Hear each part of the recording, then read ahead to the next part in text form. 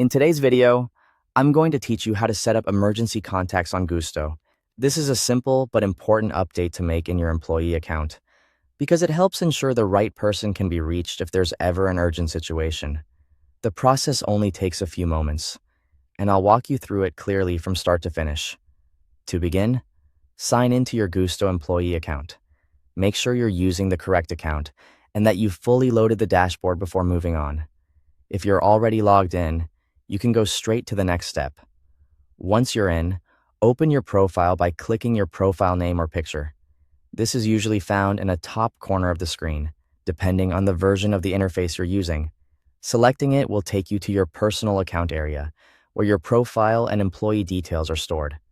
From there, go to the Personal section. This tab contains the personal information connected to your account. So, that's where you'll find settings related to emergency contacts. Take a moment to make sure you're in the right area before continuing. Next, look for the Emergency Contacts section. You may need to scroll a little to find it, especially if your profile includes several personal details. Once you see that section, click Add Emergency Contact to start entering the information. Now, fill in the contact's details. You'll need to provide the full name, the relationship, and the phone number. As you enter this information, it's a good idea to double-check spelling and formatting so everything is clear and accurate. Since this is emergency information, accuracy really matters here. After that, review all of the details you entered. Make sure the name is correct, the relationship is listed properly, and the phone number is complete.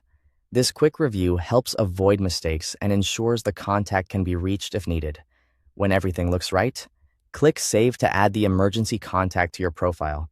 Depending on the page layout, you may see the button near the bottom of the form, so be sure not to leave the page before saving.